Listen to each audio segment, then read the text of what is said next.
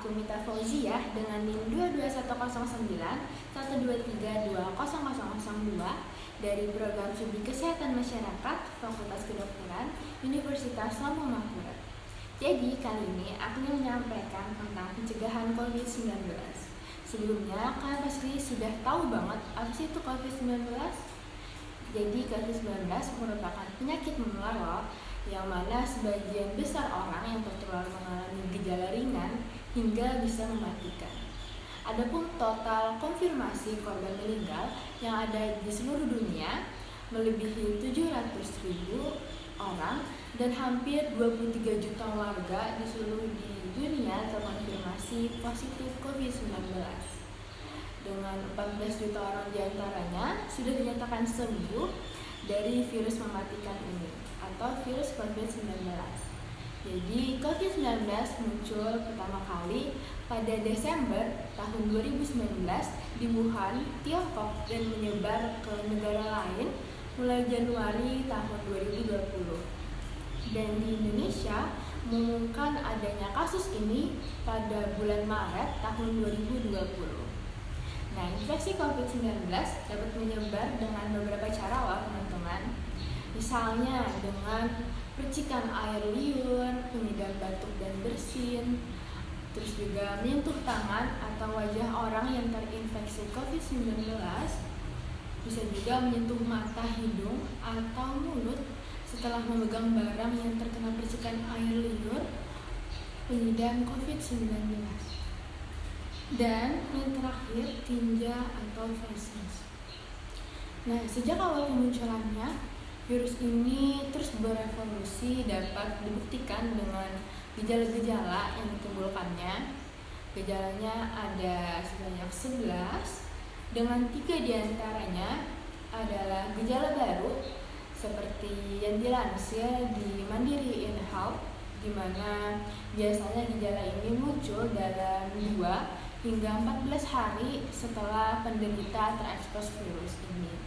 Ada demam, menggigil, batuk, nafas pendek atau kesulitan bernafas, kelelahan, pegel-pegel atau nyeri otot, sakit kepala, terus juga disfungsi indera pengecap dan penciuman, sakit tenggorokan, hidung mampet dan berair, mual atau muntah, dan yang terakhir ada diare.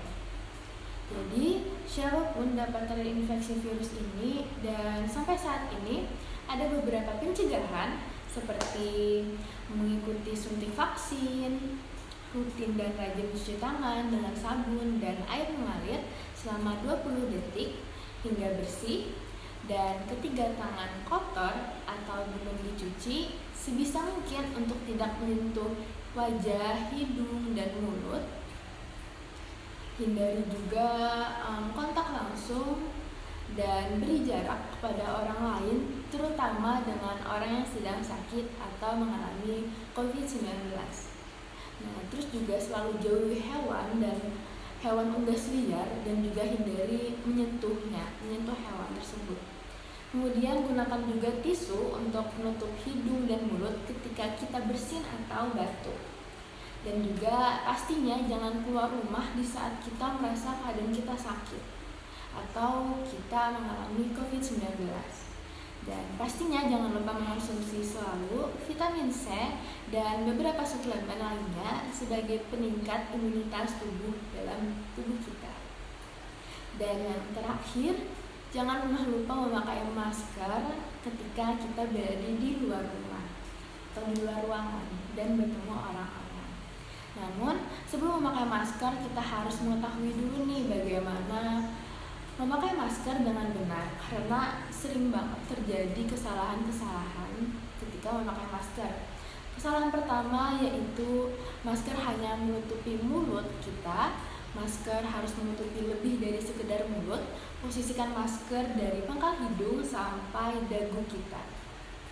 Jadi terus kesalahan kedua yaitu kalau kita pakai masker jangan terlalu longgar, karena itu pasti dapat memasukkan virus-virus. Ketiga yaitu ketika kita memegang masker, gunakan Alangkah baiknya kita mencuci tangan terlebih dahulu sebelum memakai masker, dan jangan pernah posisikan masker di bawah dagu atau leher. Dan juga pada saat tidak menggunakan, lebih baik masker dilepas saja daripada diletakkan di dagu dan di leher. Keempat, yaitu melepas masker, usahakan untuk tidak memegang bagian maskernya. Lebih baik kita memegang tali masker tersebut. Dan jika sudah melepas, usahakan untuk selalu mencuci tangan. Jadi pesan saya buat teman-teman semuanya, kita harus tetap jaga kesehatan diri kita dan juga ciptakan lingkungan kita yang sehat dan bersih. Dan tetap di rumah saja, jangan lupa memakai masker. Mungkin itu saja yang dapat saya sampaikan. Mohon maaf jika ada kesalahan atau kekurangan. Sekian dari saya, terima kasih.